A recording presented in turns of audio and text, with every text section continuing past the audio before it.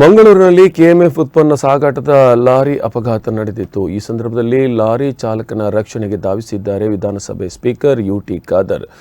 ಮಂಗಳೂರು ನಗರ ಹೊರವಲಯದ ಪಾಟೀಲ್ ಕಣ್ಣೂರು ಬಳಿ ಒಂದು ಅಪಘಾತ ನಡೆದಿದೆ. ನಿಯಂತ್ರಣ ಕಳೆದುಕೊಂಡು ಎದುರಿನಿಂದ ಬರುತ್ತಿದ್ದ ಲಾರಿಗೆ ಡಿಕ್ಕಿಯಾಗಿದ್ದು ಕೆಎಂಎಫ್ನ ಟ್ರಕ್. ಡಿಕ್ಕಿ ರಭಸಕ್ಕೆ ಲಾರಿಯ ಮುಂಭಾಗ ಸಂಪೂರ್ಣವಾಗಿ ನಜ್ಜುಗುಜ್ಜಾಗಿದ್ದು ಕ್ಯಾಬಿನ್ನಲ್ಲಿ ಲಾರಿ ಚಾಲಕ ಸಿಲುಕಿಕೊಂಡಿದ್ದ. ಅದೇ ಮಾರ್ಗವಾಗಿ ಬಂಟ್ವಾಳದತ್ತ ತೆರಳುತ್ತಿದ್ದ ಸ್ಪೀಕರ್ ಯುಟಿ ಖಾದರ್ ಅವರು ಕಾರ್ ನಿಲ್ಲಿಸಿ ಚಾಲಕನ ರಕ್ಷಣೆಗೆ ಧಾವಿಸಿದ್ರು. ಸ್ಥಳೀಯರೊಂದಿಗೆ ಸೇರಿ ನಜ್ಜುಗುಜ್ಜಾದ ಕ್ಯಾಬಿನ್ನ ಮುಂಭಾಗ ಹೇಳಿದ್ರು. ಬಳಿಕ ಕ್ಯಾಬಿನ್ ಒಳಗೆ ಸಿಲುಕಿಕೊಂಡಿದ್ದ ಲಾರಿ ಚಾಲಕನ ಕಾಲನ್ನು ಸೇಫ್ ಆಗಿ ಹೊರತೆಗೆದು ರಕ್ಷಣೆ ಮಾಡಲಾಯಿತು. ಸಣ್ಣ ಪುಟ್ಟ ಗಾಯಗೊಂಡಿದ್ದ ಲಾರಿ ಚಾಲಕ ಸ್ಥಳೀಯ ಆಸ್ಪತ್ರೆಗೆ ದಾಖಲಾಗಿದ್ದಾರೆ. ಸ್ಪೀಕರ್ ಯುಟಿ ಖಾದರ್ ಕಾರ್ಯಕ್ಕೆ ವ್ಯಾಪಕ ಶ್ಲಾಘನೆ ವ್ಯಕ್ತವಾಗಿದೆ.